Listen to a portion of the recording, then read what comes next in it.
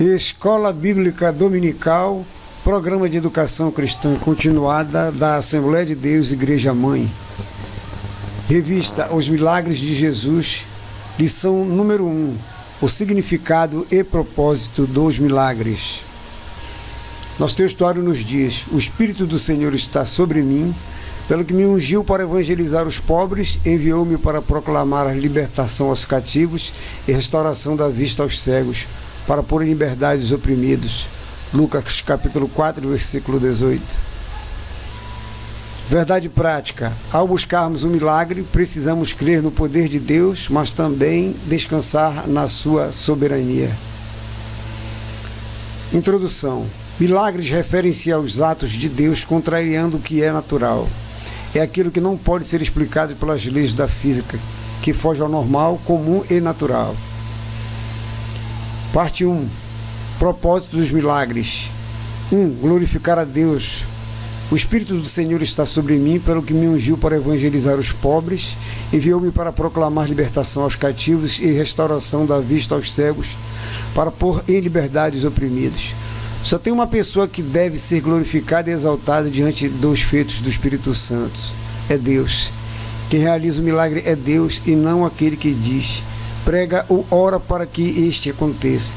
Se o objetivo é a exaltação do homem na denominação ou do ministério, então Deus está sendo roubado daquilo que é seu por direito. O objetivo também não pode ser mostrar qualquer pessoa como sendo a mais consagrada, a mais santa e mais cheia de fé. Não existe oração poderosa. Toda oração é fraca em si, pois é feita por homens e mulheres frágeis. O poder está em Deus, a quem ela é dirigida, e é o seu nome, não o nosso, que precisa ser glorificado. Há muito pastor usando a igreja para projetar seu nome e ministério.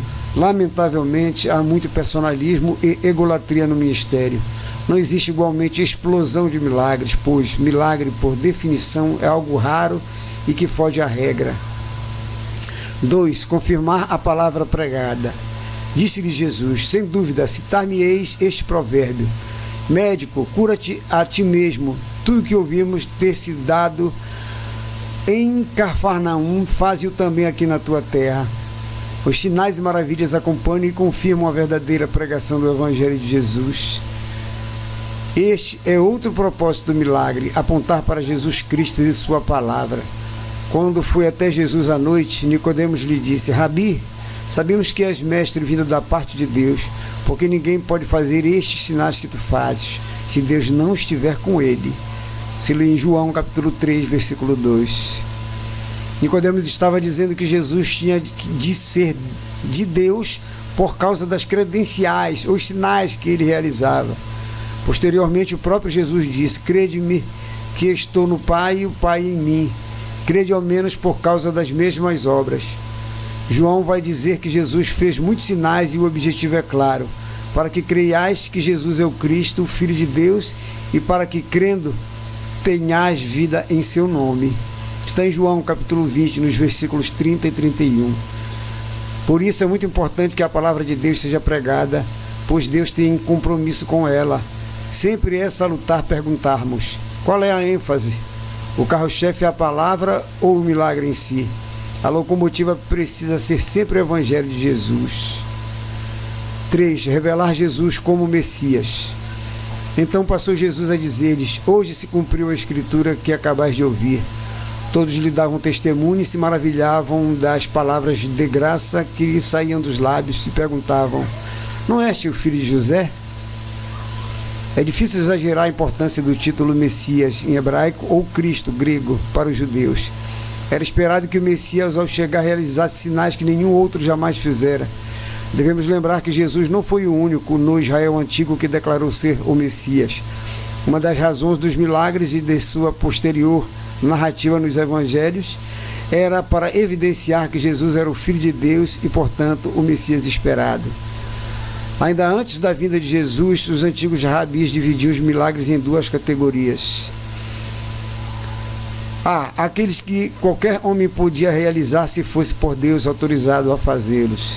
E B. Aqueles reservados apenas ao Messias. Havia alguns tipos de milagres que, acreditava-se, ninguém poderia operar a não ser o Messias. Nesse sentido, os milagres foram fundamentais para confirmar a deidade e a autenticidade de Jesus Cristo. Acreditava-se na tradição de Israel que a cura de um leproso ou de um cego de nascença, por exemplo, eram prerrogativas messiânicas, ou seja, somente o Messias poderia trazê-las, poderia fazê-las. É interessante que quando João, o Batista, envia mensageiro para saber se de fato Jesus era o Messias, ele imediatamente diz: ide e dizei a João as coisas que ouvis e vedes. Os cegos veem, os coxos andam, os leprosos são limpos, os surdos ouvem, os mortos são ressuscitados, e aos pobres é anunciado o Evangelho. Você lê em Mateus capítulo 11, de versículos 1 a 5. Jesus está dizendo, em termos práticos, que as suas curas tinham as credenciais messiânicas. Segunda parte, não era propósito. Já vimos o propósito dos milagres. Vejamos agora o seu inverso, ou seja, aquilo que não devemos buscar. 1. Impressionar as pessoas. Então alguns escribas e fariseus replicaram: mestre, queremos ver de tua parte algum sinal. É claro que os milagres pasmam e causam admiração, mas o propósito de Jesus ao realizá-los não era esse, ou seja, Jesus não praticava a espetacularização do milagre. Seu objetivo não era o milagre pelo milagre. Milagre não é a mesma coisa que magia. Esta sim procura impressionar. Jesus Cristo queria uma fé aprofundada nos ensinos e no caráter do Deus que ele pregava, e não seguidores cegos e iludidos. Era comum, antes de Jesus curar ou libertar, a Bíblia dizer que ele era movido de íntima compaixão. Era o amor que o movia e não o desejo de impressionar seus ouvintes. Até porque Jesus nunca precisou provar nada. Ele sabia muito bem quem era. Se um pregador ou qualquer outro, para provar que é alguém ou ser aceito, faz do milagre a bandeira ou chamariz do seu ministério, incorre em erro, pois o chamado maior é para pregar o Evangelho e não realizar curas. O maior dos milagres é a conversão a Jesus. 2. Substituir o papel humano. E a sua fama correu por toda a Síria. Trouxeram-lhe então todos os doentes, acometidos de várias enfermidades e tormentos, endemoniados, lunáticos e paralíticos, e ele os curou. Você vê em Mateus, no capítulo 4, verso 24. Também podemos ver isso claramente no ministério de Jesus. Imagine alguém que dissesse: não precisamos nos preocupar com nada, nem trabalhar ou fazer provisões, pois se precisar, Jesus faz um milagre. Mas isso seria um absurdo, considerando-se o ministério de Jesus e sua sabedoria mostrada no Evangelho. Jesus nunca realizou nenhum milagre em benefício próprio. Talvez o mais próximo disso tenha sido a pesca do peixe com a moeda para pagar o imposto. Mas Jesus está salvando Pedro de uma situação constrangedora. Você vê em Mateus 17, 27. Quando foi instado a transformar pedras em pães para satisfazer sua fome, Jesus recusou, e quando sobraram alimentos, após a multiplicação dos pães e peixes, ele ordenou que fossem recolhidos para uso posterior. Não era nem nunca foi o propósito dos milagres substituir o esforço humano. Se assim fosse, isso nos tornaria preguiçosos e irresponsáveis. Deus realiza milagres, não há dúvidas, mas não realiza milagres de sobra ou desnecessariamente. 3. Serem um fim em si mesmo. Na verdade, fez Jesus diante dos discípulos muitos outros sinais que não estão escritos nestes livros. Estes, porém, foram registrados para que creiais que Jesus é o Cristo, o Filho de Deus, e para que, crendo, tenhais vida em seu nome. Os milagres não eram uma mera demonstração de poder. Os milagres de Jesus são compreendidos no contexto do anúncio do reino de Deus.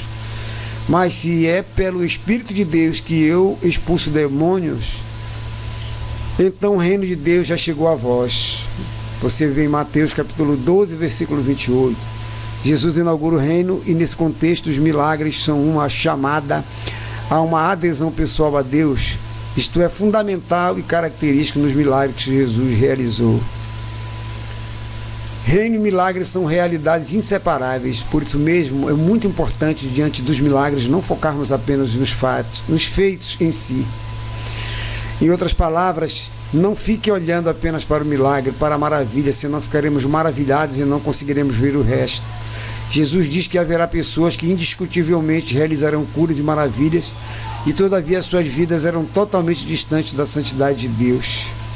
Sinais e prodígios também acontecem sem Deus. Quem segue alguém, pregador, mestre ou profeta, por causa de sinais, pode cair no maior engano da sua vida. Terceira parte, critérios sobre milagres. 1. Os milagres são para hoje. Estes sinais hão de acompanhar aqueles que creem. Em meu nome expelirão demônios, falarão novas línguas, pegarão em serpentes, e se alguma coisa mortífera beberem, não lhes fará mal. Se impuserem as mãos sobre enfermos, eles ficarão curados. Por mais incrível que possa parecer, há ainda hoje um enorme contingente de pessoas que têm dificuldades para acreditar em milagres. Ora, como crer em Deus e não crer em milagres? Isso me lembra de certo bêbado que tinha sido convertido e transformado pelo Evangelho. Ele dava glórias a Deus pelo que tinha ocorrido. Perguntaram-lhe: você não acredita realmente que essa coisa de milagre exista, não é mesmo? Algo como Jesus transformar água em vinho não parece factível. O ex-alcoólatra rapidamente respondeu: se eu acredito? Acredito sim. Lá em casa ele transformou o uísque e a cerveja em móveis e até em um carro novo. Pois é, como ele não precisava mais gastar dinheiro com bebida, ele agora podia investir no seu bem-estar.